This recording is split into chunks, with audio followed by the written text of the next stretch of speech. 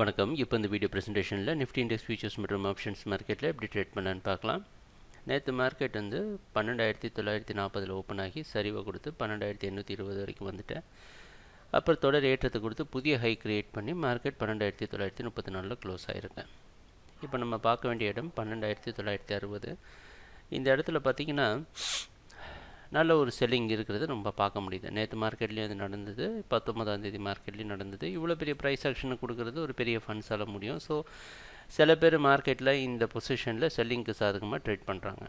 But நம்ம என்ன பண்ண முடியாது அப்படின்னா, இந்த மாதிரி ஆல் டைம் ஹையில் செல்லிங்க்கு ட்ரெண்டுக்கு முரண்பாடாக நம்மளால் பொசிஷன் எடுக்க முடியாது. நம்ம ட்ரெண்டுக்கு ஃபேவரபுளாக ட்ரேட் பண்ணுற மாதிரி தான் நம்ம எப்போவுமே ட்ரேடிங் பிளான், ட்ரேடிங் ஸ்ட்ராட்டஜிலாம் டிசைட் பண்ணுறோம்.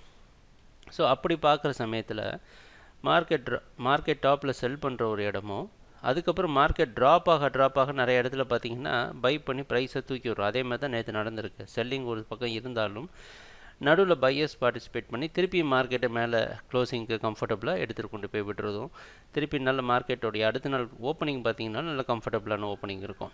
ஸோ தொடர்ந்து நம்ம வந்து என்ன எதிர்பார்க்குறோன்னா, மார்க்கெட் தொடர்ந்து பையிங்க்கு சாதகமாக இருக்குன்னு தான் நம்ம எதிர்பார்க்க முடியும். ஒருவேளை மார்க்கெட் பார்த்து 12,900 கீழே க்ளோசிங் வந்து கீழே ஓப்பனிங் வர மாதிரி இருந்ததுன்னா நம்ம செல் பண்ணுறதை பற்றி யோசிக்கலாம். இப்போதைக்கு எந்த விதமான அறிகுறியும் இல்லை. இன்றைக்கி மார்க்கெட்டும் 12,940 பக்கமே ஓப்பன் ஆகி ட்ரேடப் ஆகிற மாதிரி தான் இருக்கு. நேற்று மார்க்கெட்டோட தொடர்ச்சி மாதிரி தான் தெரியுது. ஸோ சேஃபாக இருக்கணும்னா 12,900 வரைக்கும் பை பண்ணி அது கீழே ஸ்டாப் லாஸ் வச்சு ட்ரேட் பண்ணலாம். ஏன்னா இந்த ஜோனில் ஏற்கனவே நேற்று மார்க்கெட்டில் எந்த ஜோனில் பயஸ் இருந்தாங்களோ அவங்க மறுபடியும் புஷ் பண்ணி ப்ரைஸ் வந்து 13,000 அந்த ரேஞ்சு கொண்டு போக முடியும் எதிர்பார்க்கலாம். ஸோ இன்றைக்கி வந்து 12,900 வரைக்கும் பை பண்ணி அது கீழே ஸ்டாப் லாஸ் வச்சு ட்ரேட் பண்ணுங்கள்.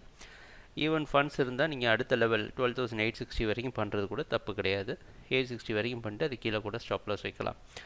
ஏன்னா இந்த மாதிரி மார்க்கெட் ஆல் டைமில் ட்ரேட் ஆகிறப்ப நம்ம முன்னாடி சொன்ன மாதிரி ஓரளவு ஒவ்வொரு சப்போர்ட்லேயும் தான் மார்க்கெட் வந்து பையிங் எடுத்துகிட்டு மேலே போகும்.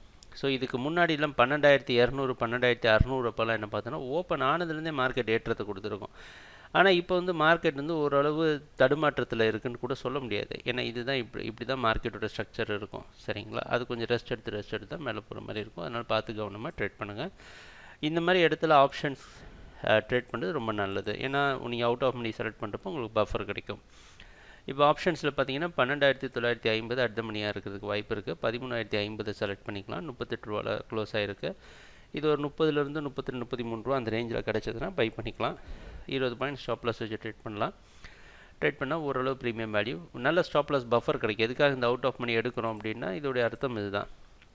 மார்க்கெட் வந்து ஒரு 12,920 இந்த ரேஞ்சில் இருக்கப்போ 30 ரூபாவில் இருக்கும். நீங்கள் அங்கே ஒரு 20 பாயிண்ட் ஸ்டாப் லாஸ் வைக்கிறதும் சரி, இங்கே ஒரு 50 பாயிண்ட் ஸ்டாப் லாஸ் வைக்கிறது சரி, ரெண்டு ஈக்குவலாக இருக்கும். சரிங்களா? அந்த ஒரு ரீசனுக்காக தான் ட்ரேடிங் நடக்கிறப்ப பார்ப்போம் என்னென்ன மாற்றங்கள் வருதுன்னு. எங்கள் வீடியோ ப்ரெசன்டேஷனை தொடர்ந்து பார்த்துட்டு இருந்ததுக்கு நன்றி, மகிழ்ச்சி, வணக்கம்.